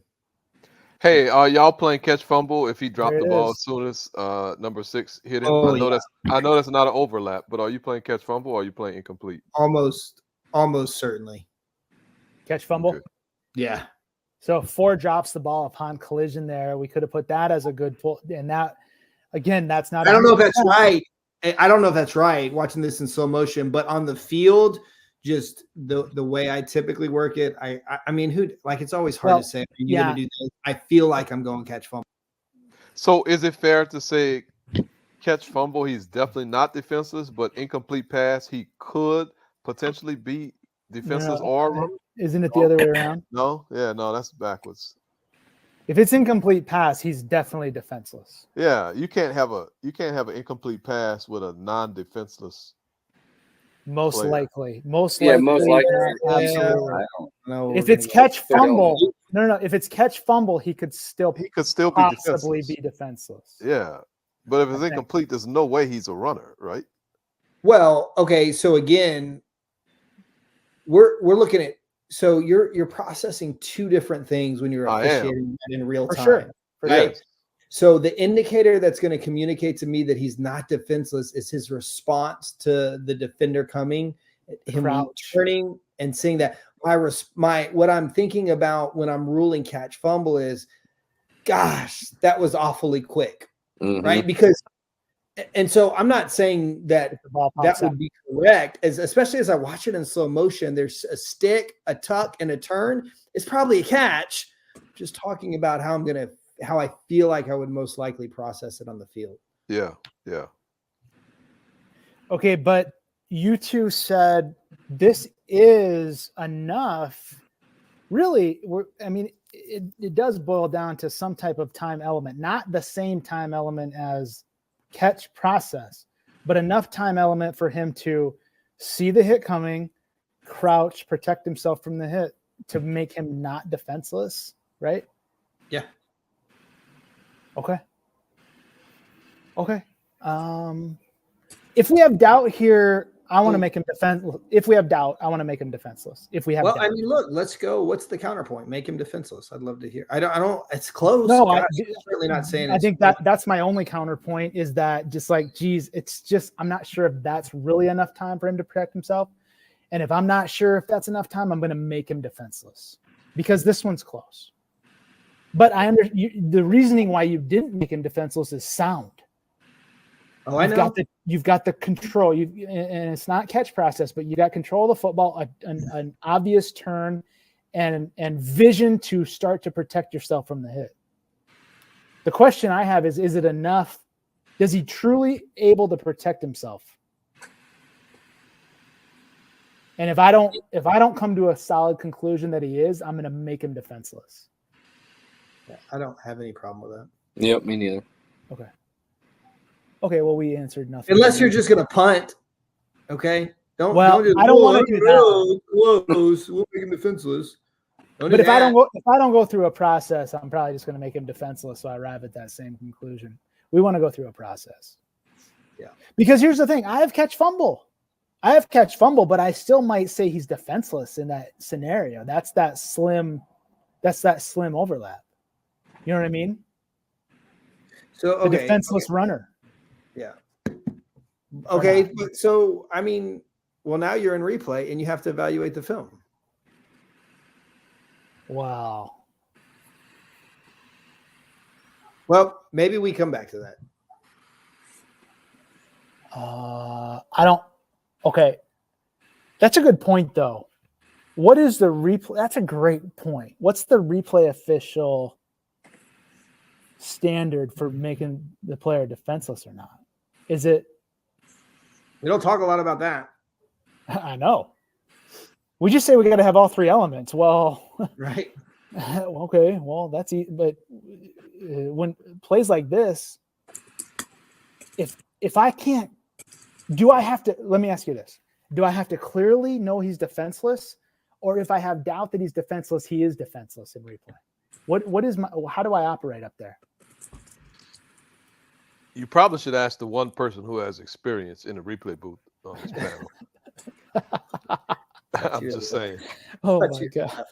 How does that come up every other session like that? Because I mean, it's just amazing that I have such vast experience. Well, what do you think? What's the answer? So did my question make sense to you? It did make sense, and I have no idea. Do I have to 100% have him defenseless? But can't you? Okay, I understand maybe doubt. You have doubt as you're fishing this in real time. I just don't have a lot of doubt on film. Maybe I said I did earlier. Maybe that was just being. You watching super slow mo 100 times, Daniel Young. I mean, right, but that's what I'm saying. We're in the booth now. That's what we're doing. So well, you like ruling defenseless on super slow mo? No, like that. Not defenseless. Well, I'm saying you like evaluating the defenseless element. Yeah, I see what you're saying. Sorry, I misunderstood. I think it's a piece of it here because it shows you his response very clearly. Get out of here. That has to be a consideration. The way it's the same thing. You can't use super slow. No, I'm sorry. You can't use super slow mo to evaluate defenses. I'm sorry. You just can't. No, I disagree. Well, so not solely, but it because there's such an overlap between defenseless and catch fumble.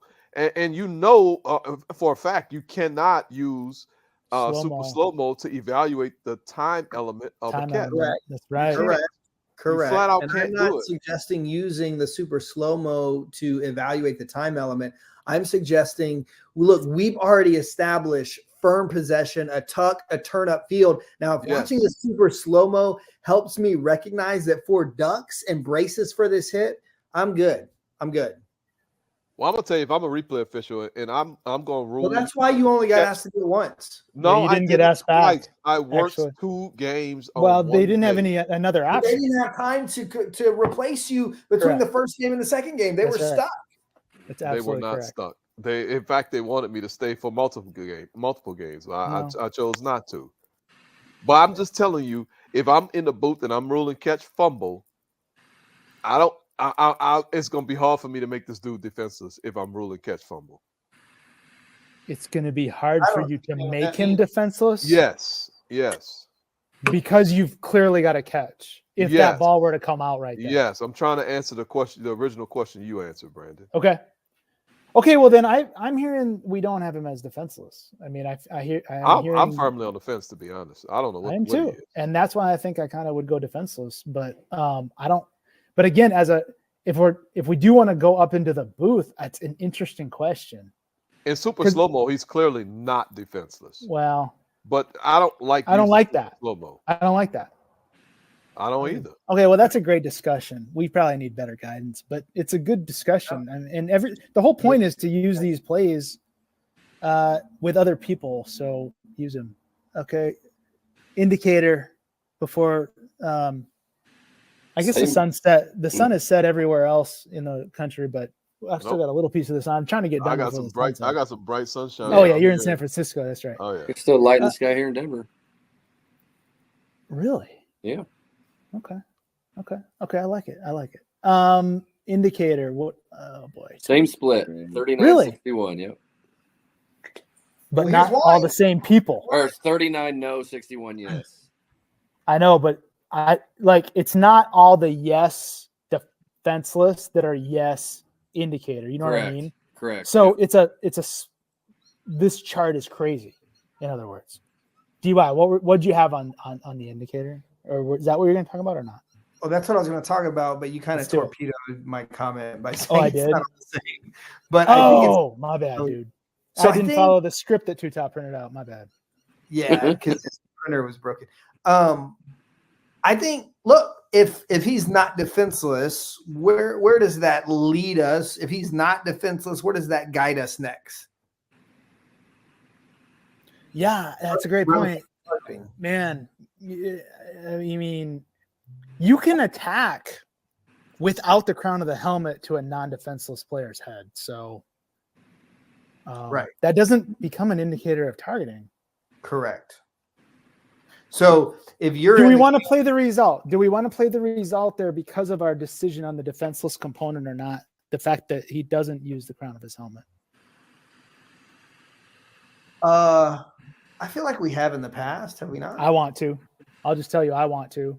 Yeah, I feel like I do in that case want to combine the elements. Yes. Well, can I turn around and say he's defenseless now that I started thinking about, now that Daniel so aptly pointed out, if he's not defenseless, we can see the crown and helmet is nowhere near this place. So there's no crown at all. Yeah. So can I just turn around and say, you know what? No, man, this dude is defenseless. Okay. If I evaluate this as a defenseless player. No, because now you're just saying to hell with the process. I'm just going to do what I want to do. You better not. Trying to undo years of programming. Yeah. That was a nice emphasis on years. Years. Presence. Wait, why? What? Hold on. If I evaluate this as a defenseless player, then I do have this player attacking him to the head neck area for sure. Well, yeah, totally. But you can't go back and say you can't go back and change it. You can't go back and say, no. Well, damn it, then he's defenseless because I don't. Why you do the process? It's why you do the process. Right. It's why you do the process. So if I said, oh yeah, defenseless, yes, he attacked him to the head and neck, then it's an indicator. Correct. If I say not defenseless, and the indicator is thrusting with the shoulder and forearm. I think. Absolutely. I mean, to me, I just say attacks to the head and neck now. I don't say all that thrusting stuff because I don't know. I guess that's what everybody says. I don't like that. Why? Head and neck or not of a defenseless player. I mean, I think he did. He didn't. Here's the thing. He doesn't just sit there and absorb this guy, right? No, he exploded through the contact. That's a great point. Gosh, that's a great point. No absorbing, explodes through him. And then but the interesting thing is wrap up attempt. Well, because so we've always, well, not always, but in the past, we've talked about a player chopping his steps as a way of evaluating did he absorb or deliver contact. This dude totally stopped his feet before contact, but then he exploded. Yeah, he's loading up. Contact. Like he didn't just totally run through the contact. He stopped his feet. So what are you saying? What I'm saying is we could easily say, oh, well, he stopped his feet, so he's not attacking. And I don't think we should do that. Corey, what'd you say? He loads up? Yeah, he loads up. I mean, this is, I always have to, the thing that I always try to remind myself when we're getting to element 2 is this is an independent evaluation of the defender's actions. And so that's why when you talk about relating it to the first element, I think that's going to lead us down a slippery slope. And so I appreciate Brother Daniel keeping us on the right track with that one. But yeah, I have him loading up and just, it's kind of a mini thrust if you want to, but I don't see any absorption whatsoever. He's wanting to deliver that shoulder pretty forcefully. Right. Okay, there it is. So that's what's crazy about this process, though. If you had him defenseless, this is an indicator. So it should have been yes. If you didn't have him defenseless, it's not. It should have been no. Are we okay Unless with you it or not? evaluated the elements independently. If Yeah. you put No, but if I you know, put the but elements together, which I know what you're saying, but if you put the elements together, then you're absolutely correct. You can't have no and yes. Yes. okay. Are we advising to do that or not? I just want to be clear. I don't know who's advising anybody. Well, I'm not. I We're wouldn't not take any advice advising from you. anybody. I would tell you that. I don't. That's why I'm asking the question and getting your answer, and you're sitting squarely on the fence like usual. Yeah, because we just talking. We just a bunch of Well, I dudes know we're talking about talking. football. Do you feel it's best practice? Do you feel it's best practice to do what we're talking about, or should we just evaluate them independently? I think this goes back to that discipline that we talked about on the other play relative to the player, and is he going to make an impact, have an impact on the play if he's being restricted slightly. If we are comfortable enough saying this is a defenseless player, but I do see an indicator, I would prefer if we evaluate each element individually, because I personally voted no, yes. Because I do see an indicator, although the indicator is not relevant to the type of Not relevant to targeting. your element one It's evaluation. not relevant at Right. all to element one. I voted the same way. No, yes. Yeah. But I think we have to be comfortable with evaluating these elements and understanding how they work together to be able to do that. Well, so yeah, we can't be so rigid and say this. Like if somebody threw this flag and you had him as, and you had no yes, or I'm sorry, you had no. If somebody threw the flag, then obviously they had probably yes, and then Yes. Okay. Right. So you would come in and say, hey, you wouldn't get, here's my point. You wouldn't get all wrapped up in the indicator. Right? No. You got to No. know what discussion to initiate. I think I would start talking about defenseless first. Exactly. Yes. So my point is this. Well, you wouldn't say, well, that's his head's to the side. That's not an indicator, because that's missing the point. Totally missing the point. Missing the point. What is the point is if he's a defenseless player, because then that leads you into a better conversation about the Correct. indicator. Correct. So that's, I think, important. Yeah. And I think, look, we've spent so much time talking about the elements and effort, like we're super committed to them. But I do think when defenseless, not defenseless sends us down two distinct pathways. And so it's not really about connecting element two with connecting element one. It's that element one is going to send us down one of two roads, right? And once we decide, for me, this is just, and we process things differently. My brain works differently than Tutas, thank God. But we're gonna decide, is it defenseless or not, and then that's gonna send us down one of these two roads. And depending on what road I'm on, is gonna determine for me whether or not it's an indicator. Okay, that's good stuff. I went no. Right. Well, I think from a purely academic standpoint, no, yes is the appropriate answer. But on the field, and you make a good point, Daniel. I hear you. On the if you say that this player is not defenseless, then no, yes is appropriate from a purely academic standpoint. But when we actually, from a practical standpoint, if we know this player is not defenseless, we should automatically recognize that the crown of the helmet is not involved. And then we can just really short circuit this entire process. But we have to be disciplined and have practiced enough on this to understand how to properly apply it from a practical standpoint. I don't know if that makes sense. Yeah, I like it. Yes, because, and I'm going back to my kind of example of two officials talking on the field in real time. Because if you come in and the calling official you come in with a player not being defenseless. Yeah. So then you obviously don't have targeting because the crown of the helmet's out. Right. You come in and that now you get convinced by the calling official that he was defenseless. No, he didn't have time to protect himself. He's defensive. Right. He's like, oh, okay.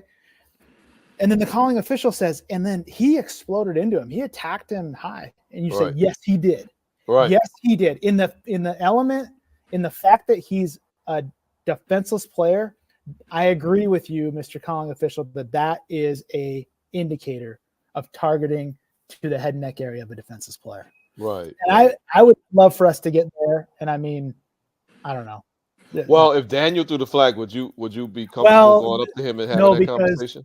if Daniel throws a flag, he throws it for a reason, which is what we've been told. Right. So, anyways, the forcefulness component, I guess I don't know, 12 to 29. So it's basically 29 and 29% said it's not forcible, and then 31. Okay, I'm sorry, 71 said it is. I'm not falling for the bait. come on, Tom. This brings us back to Phoenix 2022. Well, This is when the great speech happened. We're back It in wasn't that a speech. camp again We're tonight. fighting people. You were wasn't a speech. figuratively fighting people. No, I just told people that they were lying. They were They're flat out Oh yeah, lying. yeah, they were liars. That's right. Liars. Liars. Yeah. You're liars. And You're I will. liars. You said you're a liar, and I will fight you. That's exactly. I didn't say anything about fighting anybody. You did. You did. I don't remember that specifically, but I certainly don't have any trouble believing it. So there's force to the head here for sure. There's force to the head. Now, do you want this? I guess you can just follow the same path. If And you that's the have a question. yes in number one in If element you have a one, yes in number one, you have to have a yes in number three. Without question. right, Yep. and you pretty much have to have a yes in number two as well. Yeah. I mean, this dude Uh, loaded up and point. exploded through this dude. And then talked about his mama. He did.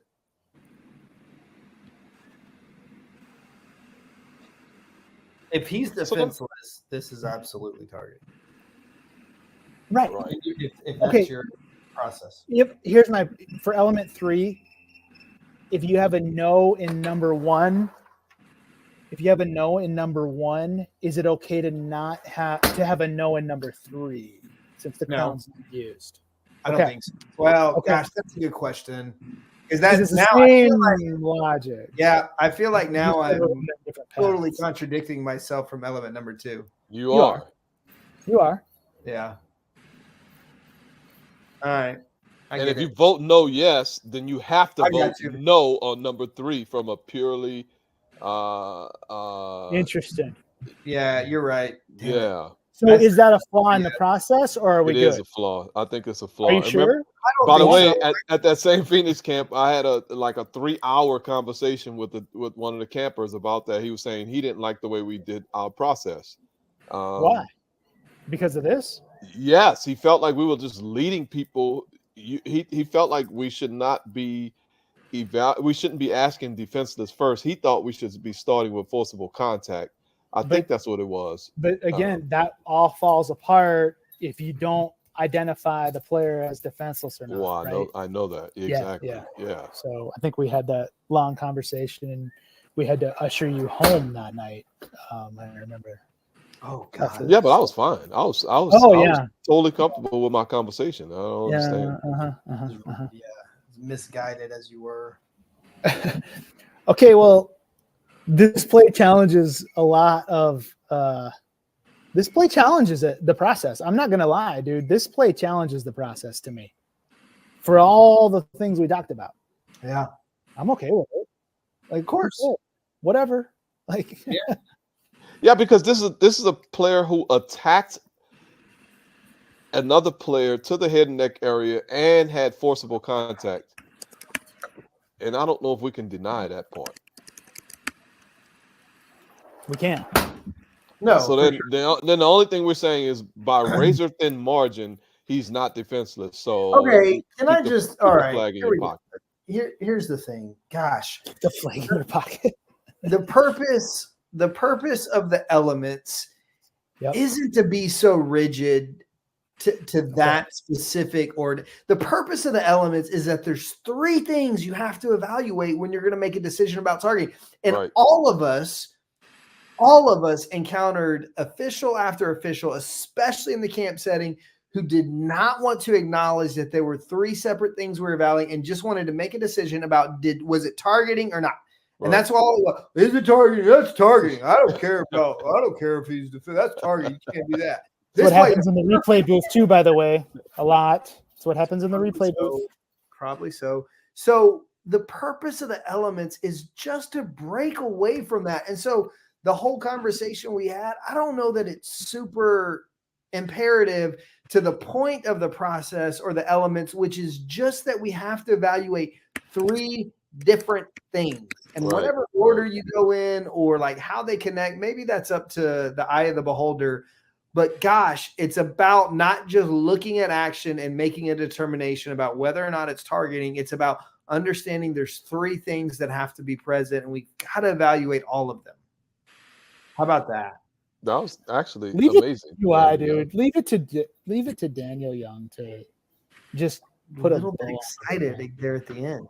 You got a little excited. It was good. It was good.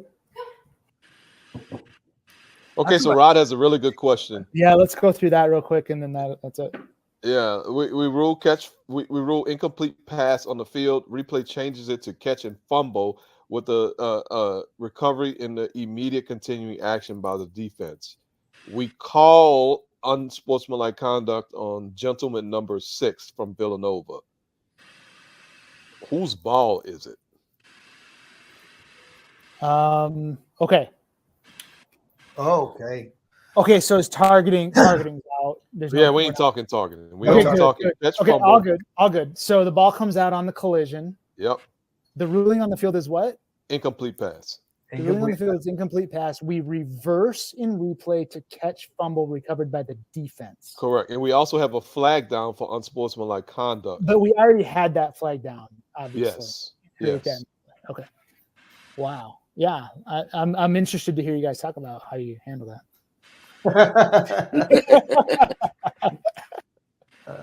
Jeez. Okay, so hang on. So let's just go through it. So we're gonna on the field. What are we gonna do first? On the field, we're gonna go with the I don't know what down it is.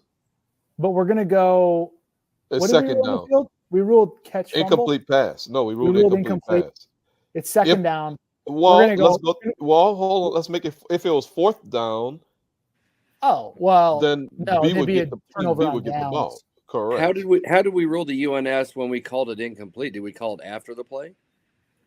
I mean, It's a we had dead to, ball right? foul. Yes, it would Right. have to Good be point. a dead ball foul. Correct. I don't think we can change it back to a live ball foul then, unless it's like a clear separation. Oh, that is a great rules question.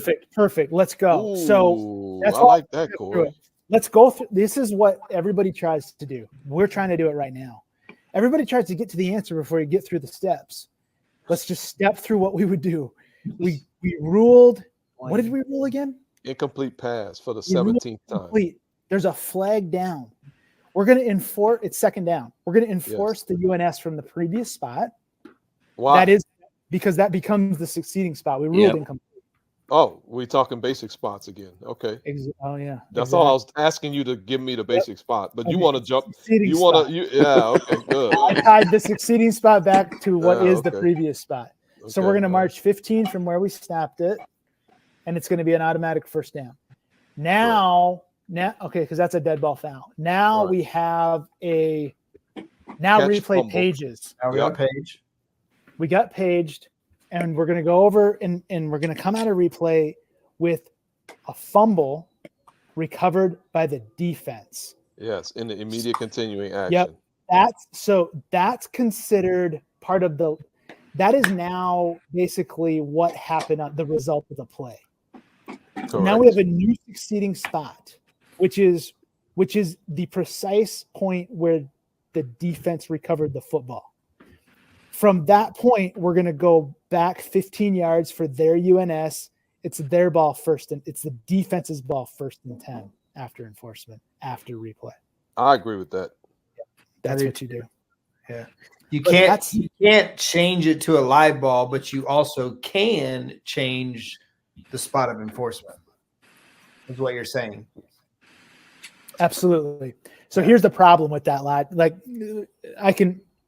my problem, like if I think about that, is the UNS technically happens before the recovery and the continuing action happens. Absolutely. Right. Yeah. But we don't care about that. We can't Replay do makes a judgment. It's still just a dead ball foul, Yeah. right? Because it's a major. Oh, So if interesting. that was holding, we wouldn't. Well, never mind. Don't even talk about that. Don't talk about that. So that's a great question. That is really good. and just be prepared to talk your replay official through that. Honestly, we might try to get a little bit too creative there, and that's not what we want to do, in my opinion. Yeah. So, no, this was just a what if. We got a chat. It's just a what if, just not even what happened, right? Right. Yeah, just a what if scenario. So we're good. We're good. Cool. All right. We The do sun. that time to Sun, time. yeah, we tend to do that. The sun didn't set here yet, so we accomplished. We left a play. We left a couple plays on the table, but that's okay. Yeah, we did. Oh yeah, IRL. That was not DY. What would you do there in your social media? No, I don't know. I've gone as far as I can. Like I don't. Is it just NIRL? Like, do you have to spell out not? He doesn't know. I don't Daniel doesn't know, dude. Like, I'm not an expert. I was just sharing I know, something. but you threw it out there like you were. That's my point. I didn't at all. That's not true. All right, we'll be watching the fearless Michigan Panther game. Nice. Yep. Have Don't fun. screw it up. That's right. Safe travels. Yep. Everybody have a great week, and probably be some plays next week too. I'm sure we will have a few. Let's go. All right. Ronald? Get them. Later. See you Yeah. guys.